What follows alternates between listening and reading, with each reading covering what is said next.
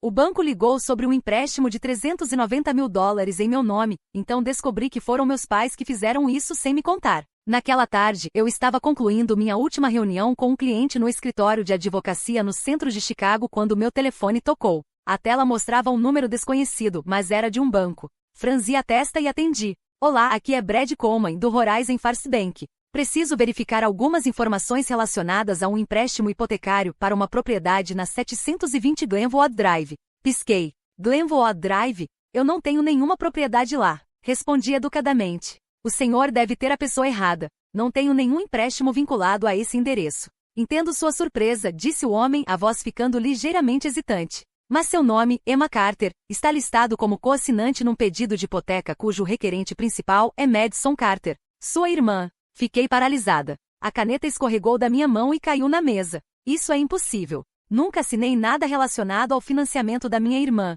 Eu entendo, mas o empréstimo foi aprovado há 7 meses. Todos os documentos têm a sua assinatura. Seus pais trouxeram a papelada até a agência pessoalmente. Prendi a respiração. Uma enxurrada de imagens passou pela minha mente. O olhar evasivo da minha mãe durante o jantar de Natal, o silêncio constrangedor toda vez que mencionei a nova casa da Madison. E especialmente quando me entregaram alguns formulários de seguro-saúde na festa de aniversário do meu pai, dizendo que eu só precisava assinar porque era a hora de renovação. Tentei manter a voz firme. Preciso de uma cópia de todos esses documentos imediatamente. Vou enviá-los por e-mail nos próximos minutos, respondeu Brad. Mas há outro problema. Os pagamentos estão atrasados há mais de 2 meses. O saldo atual está em torno de $17.800. Meu peito se apertou. Eu mal conseguia registrar o restante do que Brad dizia. Assim que a ligação terminou, liguei para Alex, meu melhor amigo desde a faculdade. Também advogado civil e a única pessoa que eu sabia que não me julgaria por dizer algo tão absurdo. Eles falsificaram minha assinatura, disparei quando ele atendeu.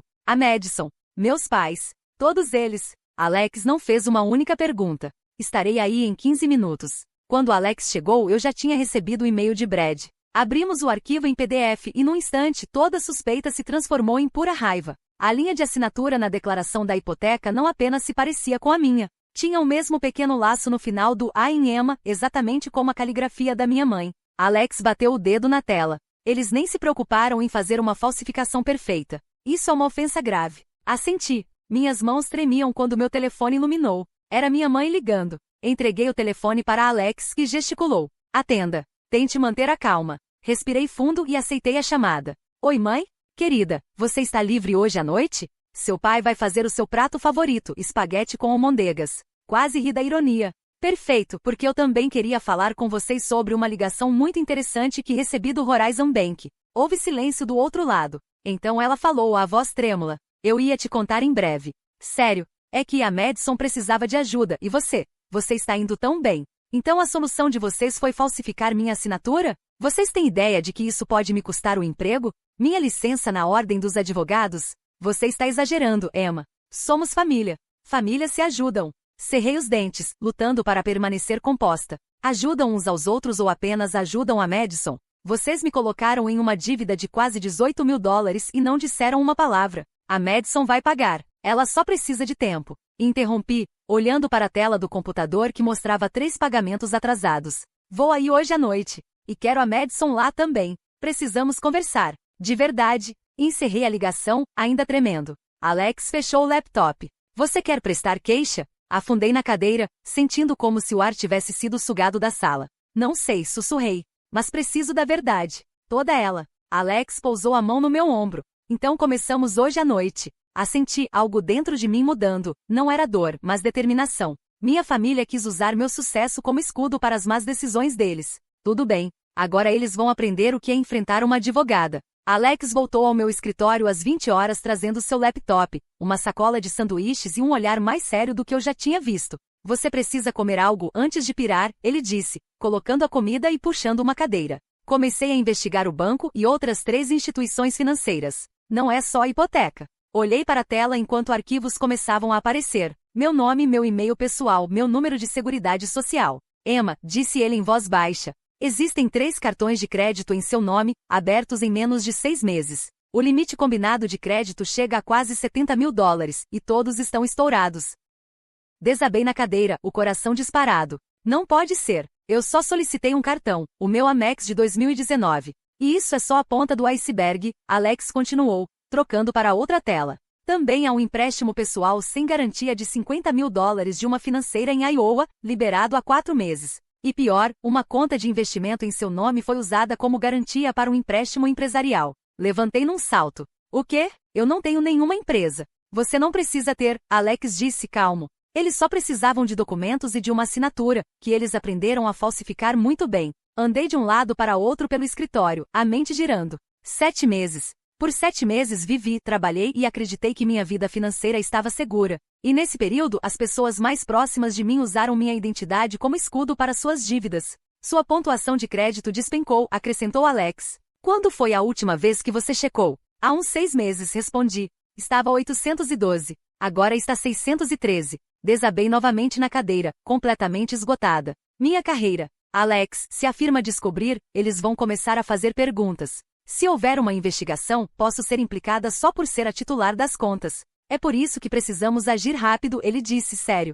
Já falei com a Nora, especialista em fraude financeira do nosso escritório principal. Ela concordou em ajudar, mas precisa de todos os documentos. Quanto mais acha que pode haver? Não sei, falei com a garganta apertada. É difícil dizer. Alex balançou a cabeça. Se eles falsificaram a assinatura para uma hipoteca, nada impede que tenham usado sua identidade para investimentos, mais créditos, até mesmo declarações fiscais. Meu telefone tocou. Era Madison. Não atendi. Vamos passo a passo, disse Alex, puxando uma pasta. Primeiro, você precisa entrar em contato com as 3 agências de crédito para congelar seu relatório. Depois, vamos registrar relatórios de fraude em todas as instituições que abriram contas em seu nome sem consentimento. Assenti, ainda zonza.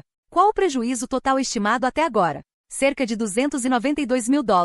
Pode ser mais se encontrarmos outras contas escondidas. Foi como se o chão se abrisse sob meus pés. Quase $300 mil.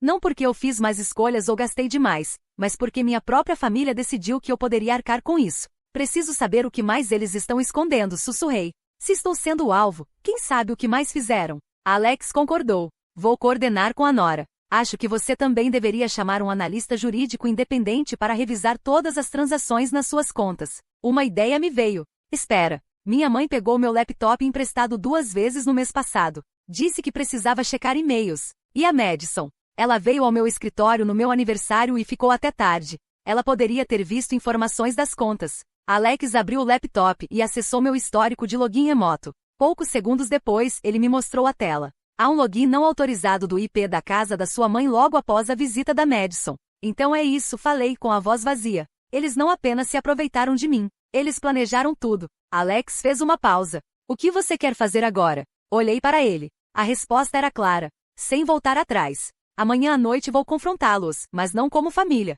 Vou mostrar que sei de tudo. E desta vez não vou sozinha. Entrei na casa suburbana onde meus pais moravam havia mais de 20 anos, me sentindo uma estranha. Tudo parecia exatamente como no dia de ação de graças. O tapete gasto, o retrato da família na sala de estar, e o aroma familiar de frango assado que minha mãe sempre fazia quando estava escondendo algo. Madison estava sentada à mesa de jantar, olhos inchados. Meu pai estava perto do fogão de costas, sem dizer nada. Minha mãe olhou para mim do sofá com um sorriso forçado. Emma, você veio, disse ela como se nada tivesse acontecido. Não respondi. Coloquei um grande maço de documentos na mesa, impressos dos arquivos de Alex. Não vamos fingir. Estes são cópias de cada conta de crédito, empréstimo e investimento abertos de forma fraudulenta em meu nome. Minha mãe deu uma olhada rápida no arquivo e desviou o olhar. Madison começou a chorar. Você não entende, balbuciou ela. Eu não queria. Só precisava de uma ajudinha para a entrada da casa e as coisas saíram do controle. Não queria, interrompi, a voz fria. Madison, você usou meu score de crédito para fazer um empréstimo de $180 mil. Usou cartões de crédito no meu nome para fazer compras. E usou minha conta de investimento como garantia para seu próprio empréstimo. Você chama isso de ajudinha. Foi então que meu pai finalmente falou, a voz baixa e cansada. Ela só precisava de um começo. E você já tem tudo, Emma. Uma carreira, dinheiro, reputação. A Madison só precisava de uma chance. Olhei para ele. Então vocês dois acharam razoável falsificar minha assinatura e usar minha identidade como ferramenta financeira? Minha mãe se levantou e chegou mais perto. Somos família, Emma. Sei que foi errado, mas acreditei que você entenderia. Acreditei que perdoaria. Dei meio passo para trás. Perdão não está na minha lista de afazeres hoje. Madison agarrou meu braço, lágrimas escorrendo pelo rosto. Eu vou pagar de volta. Juro. Só preciso de tempo. Puxei meu celular e abri a foto da fatura do cartão de crédito dela. No mês passado você gastou quase 9 mil dólares em um spa e 3.500 em bolsas de grife. Como exatamente você planeja pagar isso? Quanto você ganha por mês? Silêncio. A pergunta cortou a sala de estar como uma lâmina. Não sei, Madison admitiu, a voz tão baixa que precisei inclinar a cabeça para ouvir. Não tenho emprego fixo. Assenti. Então desculpe, mas você não tem como pagar. E se vocês realmente acham que amor é razão suficiente para destruir meu crédito, minha carreira e minha reputação, talvez a gente nem fale a mesma língua. Minha mãe começou a chorar. Emma, por favor, não faça isso. Sua irmã, ela vai perder a casa. Olhei para Madison, agora tremendo como uma criança pega em flagrante. Depois olhei para meus pais. As mesmas pessoas que um dia me ensinaram que honestidade era um valor essencial, agora esperando que eu apenas ignorasse tudo. Procurei um advogado, falei devagar. Amanhã de manhã vou registrar uma queixa de furto de identidade na Unidade de Crimes Financeiros do Estado. Meu pai franziu a testa. Você vai mesmo levar sua própria família aos tribunais? Eu não estou levando ninguém a lugar nenhum, retruquei. Vocês provocaram isso quando escolheram me explorar sem ao menos perguntar. Madison sussurrou. Você não pode fazer isso. Sou sua irmã. Respirei fundo, tentando manter a voz firme. Você é minha irmã, mas também é a pessoa que arruinou a carreira que levei uma década para construir. Você não pode roubar tudo de alguém e depois pedir que ela sorria e perdoe. Minha mãe desabou numa cadeira, afundando o rosto nas mãos. Meu pai permaneceu calado. Madison só conseguiu me encarar, o pânico nos olhos. Caminhei até a porta e me virei pela última vez. Não estou fazendo isso por raiva. Estou fazendo isso por justiça. Porque se eu ficar calada agora vai haver uma próxima vez e outra até não restar mais nada para eu proteger. Fechei a porta atrás de mim, deixando para trás as lágrimas, a traição e a desculpa repetida infinitamente. Somos família. Porque pela primeira vez na vida, percebi que família não é licença para ferir alguém e chamar isso de amor. 3 dias depois de confrontar minha família, eu estava sentada no escritório de Solstice James, consultora financeira sênior no mesmo escritório de advocacia onde eu trabalhava. Alex havia feito a apresentação, e em menos de 5 minutos de conversa entendi o porquê. Solstice falava pouco. Simplesmente examinava cada linha de dados, digitando com precisão, como se decifrasse um mapa de tesouro amaldiçoado. Eu estava ao lado dela, suando frio enquanto via a tela se encher de números e nomes de contas que eu jamais tinha visto. Emma, ela finalmente disse, quase 2 horas depois de rastrear as transações. Temos um problema muito maior do que você imagina. Olhei para ela. Quão grande? Grande o suficiente para chamar o FBI. Prendi a respiração. Solstice virou a tela para mim. Estou rastreando uma série de transações suspeitas da sua conta de investimento, usada como garantia para um suposto fundo de investimento privado chamado River Pine Growth Fund. Isso te diz algo? Balancei a cabeça negativamente. Exato. Ele não existe, mas vários membros do Windmere Golf Club, onde seus pais são frequentadores, investiram nele. Ela abriu uma planilha. Acompanhei o fluxo de fundos. Um total de 5,2 milhões de dólares passou por pelo menos 4 contas intermediárias. 2 nos Estados Unidos, uma em Belize e outra anônima em Luxemburgo. Meu Deus! Empurrei a cadeira para trás, lutando para respirar. E não para aí, continuou Solstice. Eles usaram seus registros financeiros e sua reputação, incluindo uma cópia da sua carteira de investimentos real, para convencer outras pessoas a contribuir. Seu nome, sua foto, sua conta de investimentos. Até e-mails falsos que te apresentavam como a gestora do fundo. O quê? Eles falsificaram meu e-mail? Criaram um quase idêntico, e.carter.consultmail.com. Também reproduziram sua assinatura eletrônica. Suspeito que haja um keylogger instalado no seu computador do escritório ou num dispositivo compartilhado. Enterrei a cabeça nas mãos, o coração disparado. Então eles não só me enganaram, mas usaram a mim para enganar os outros. Exatamente. Essas pessoas acreditaram estar investindo num fundo administrado por uma advogada jovem e bem-sucedida.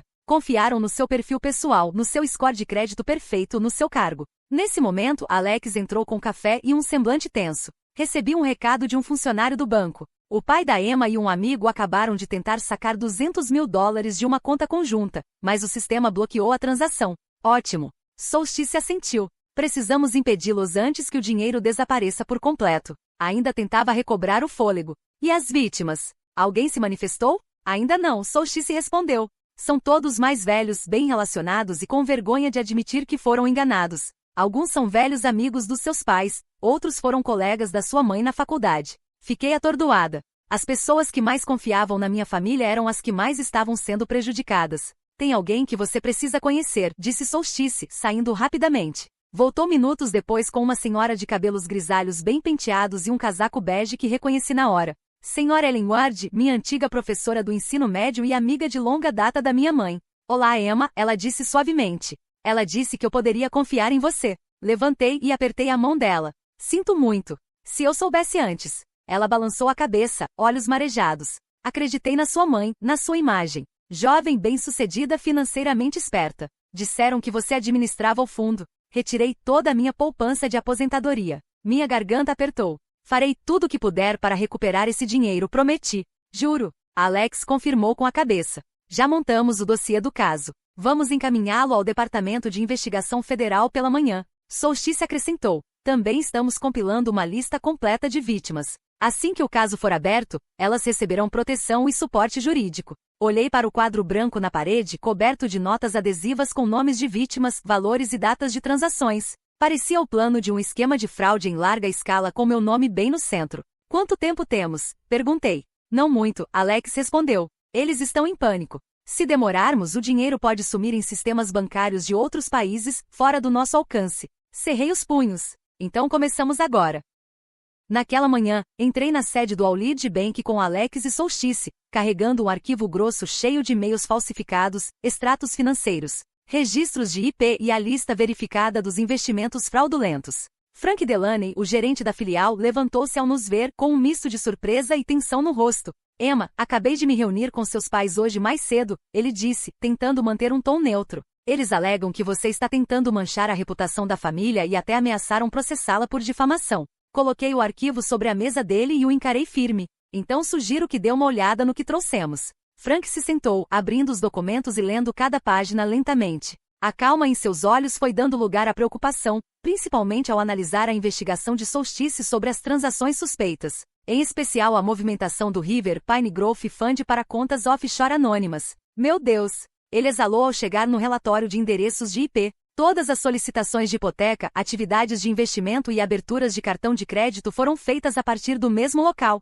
A casa dos seus pais? Solstice assentiu. Também rastreamos a identificação dos dispositivos. Todas as ações partiram de um laptop pessoal que confere com o que a Madison levou ao escritório da Emma. Frank fechou a pasta, o rosto sério. Vou precisar encaminhar isso imediatamente para a nossa equipe jurídica interna. O banco terá de congelar todas as contas relacionadas à investigação. Já enviamos o mesmo relatório para o Departamento de Polícia do Condado de Northridge e para o Escritório Federal de Crimes Financeiros, acrescentou Alex. Os oficiais devem chegar em breve. Menos de uma hora depois, 2 policiais à paisana entraram no banco. Reconheci-os de uma reunião anterior, a inspetora Hope e o inspetor adjunto Morales. Senhora Carter, obrigado pela cooperação. Analisamos as provas. É hora de convocar as partes envolvidas. Esperei na sala de reuniões dos fundos enquanto Frank ligava para meus pais e para Madison, pedindo que voltassem ao banco para esclarecer algumas informações sobre a papelada da hipoteca. Os 3 concordaram na hora, provavelmente ainda achando que estavam na frente do jogo.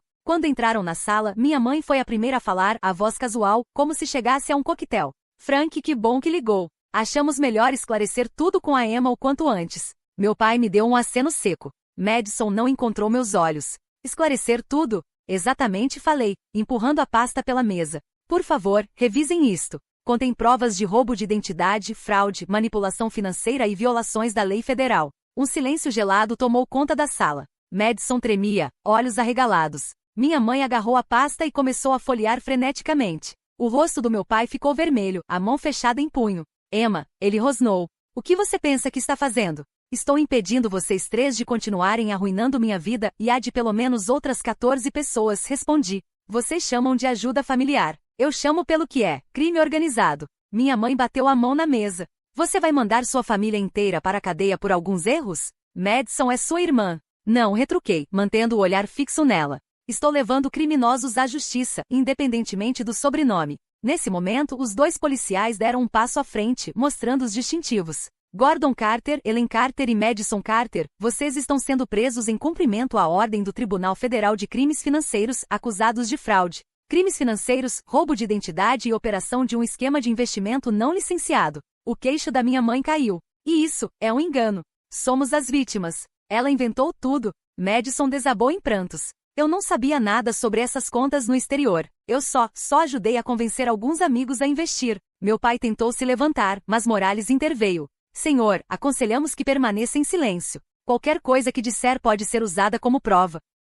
Enquanto eram conduzidos para fora da sala, minha mãe olhou para mim, os olhos cheios de raiva. Você vai se arrepender disso, Emma. Família não faz isso uns com os outros. Não respondi. Apenas observei até que os três sumissem pela porta de vidro. Meu coração não estava mais pesado. Alex se aproximou. Você está bem? Não exatamente. Mas estou no caminho certo. Peguei o telefone e encontrei mensagens de várias vítimas, pessoas que antes chamei de família ou amigos, agradecendo por eu ter me levantado em defesa da verdade. A sala de audiências federal número 4, em Chicago, estava lotada no dia em que o julgamento da minha família começou oficialmente. Sentei na primeira fila, entre representantes legais e testemunhas, segurando minha pasta de depoimentos, o coração martelando como se não fosse meu. Do outro lado, meu pai, Gordon Carter, sentado num terno cinza velho, com a aparência mais desgastada que eu já vira. Minha mãe, Ellen Carter, ao lado dele, quieta, ocasionalmente me olhando com olhos suplicantes. E Madison, minha irmã, estava como uma sombra desbotada, pálida, olhos fundos, lábios secos, o olhar voltado para o chão.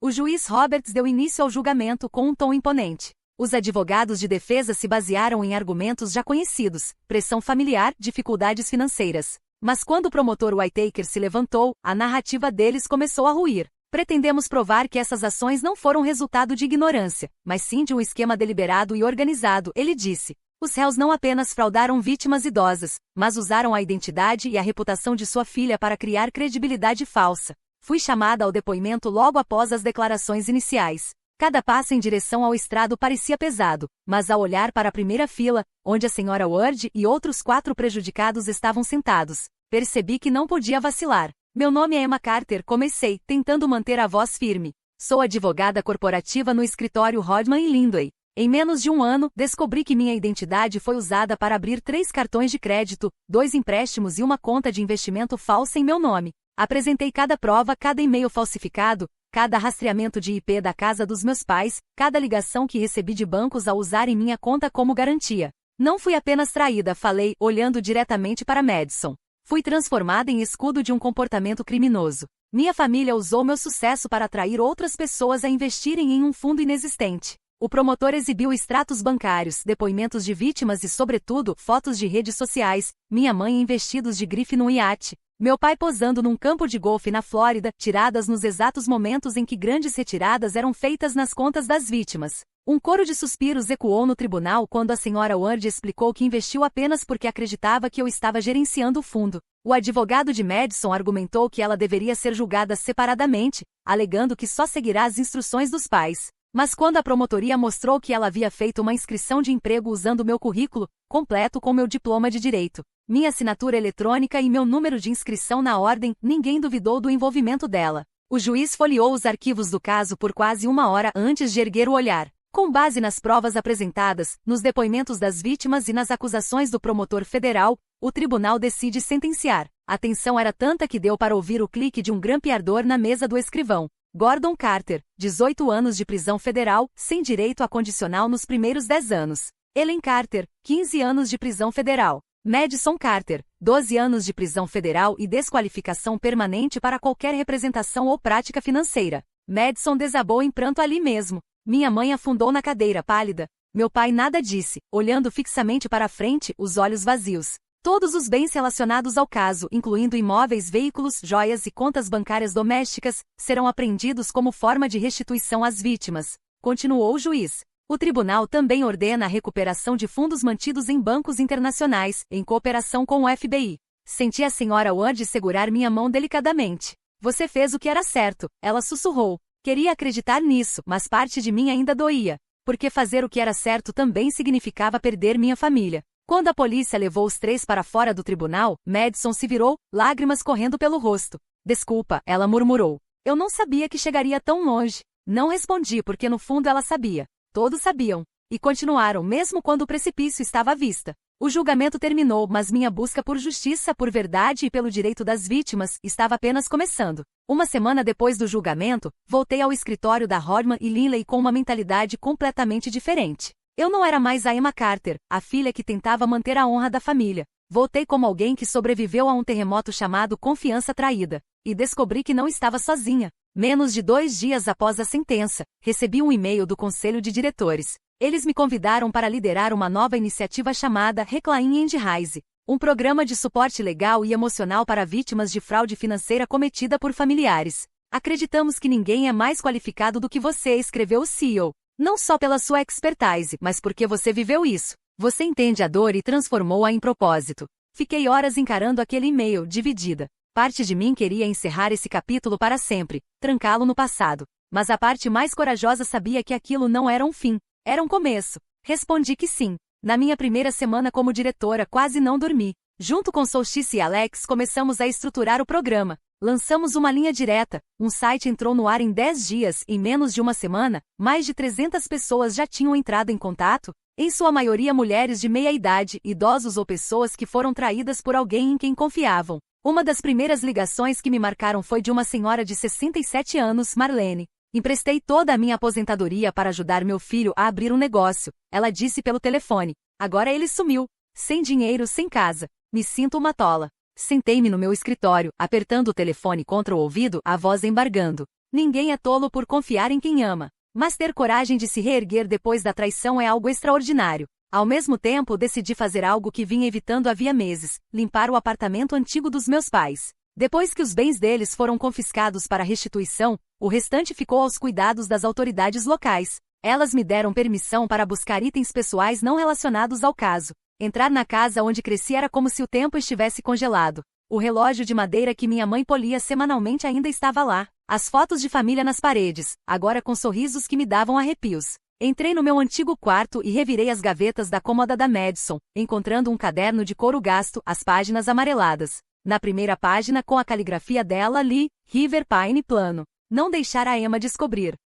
Fechei os olhos e respirei fundo, não de raiva, mas para me libertar. Naquela noite fizemos a primeira reunião do grupo de apoio num pequeno salão patrocinado pelo escritório. Eu tinha preparado um discurso, mas ao olhar para aqueles rostos sofridos, resolvi guardar o papel. Não estou aqui para dizer como cada um deve se curar, falei devagar. Estou aqui porque já estive exatamente onde vocês estão. Já acreditei que família era o lugar mais seguro do mundo, até cruzarem todos os limites que achei que ninguém cruzaria. A sala ficou em silêncio. Então uma jovem chamada Lindsay levantou-se com lágrimas nos olhos. Obrigada por dizer o que eu nunca tive coragem de admitir. Depois desse encontro, recebi dezenas de mensagens, bilhetes escritos à mão, até pequenos presentes. Não por gratidão, mas porque aquelas pessoas não se sentiam mais sozinhas. Eu já não tinha mais pai, mãe ou irmã no sentido verdadeiro da palavra. Mas tinha encontrado um novo tipo de família, um que não exigia perfeição, apenas honestidade e compaixão. Certa tarde de outono, sentei-me num banco perto do escritório, vendo a luz do sol atravessar as folhas.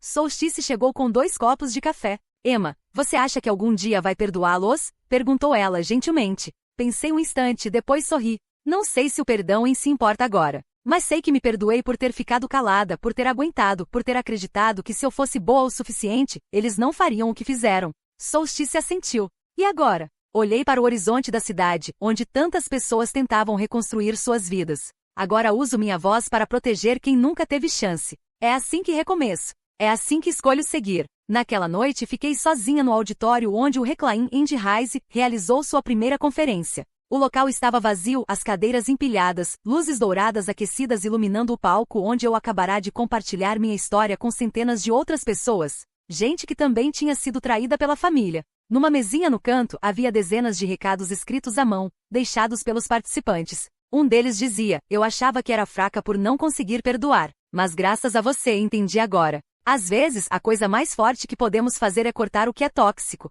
Segurei o bilhete, sentindo aquelas palavras trêmulas como se fizessem parte de mim. Durante anos, me iludi achando que amor significava suportar, que manter a imagem da família era sagrado. Mas agora entendo. Força de verdade não está em absorver a dor em silêncio, e sim em levantar a voz, em proteger a si mesmo e aos outros de um ciclo de abusos e mentiras. Eu costumava ser a filha que tentava agradar a todos, que pensava que se trabalhasse mais, fosse mais gentil, mais bem-sucedida, minha família me amaria de verdade. Mas a verdade é que amor não é algo que se conquista tentando mais. Ele é dado livremente com respeito e presença. E se não vem acompanhado disso, não é amor, é posse. Lembrei-me do dia em que fiquei frente a frente com os 3 que um dia achei serem meus pilares, testemunhando contra eles no tribunal. Naquele momento, não era apenas a dor no meu coração, mas uma determinação silenciosa, jamais deixar que alguém passasse por isso sem ter alguém ao seu lado. Desde então, conheci centenas de pessoas. Uma mãe solteira traída pelo próprio irmão que abriu um empréstimo em seu nome e sumiu. Um idoso vivendo de auxílio-doença, cuja filha usou o nome dele para comprar um carro de luxo.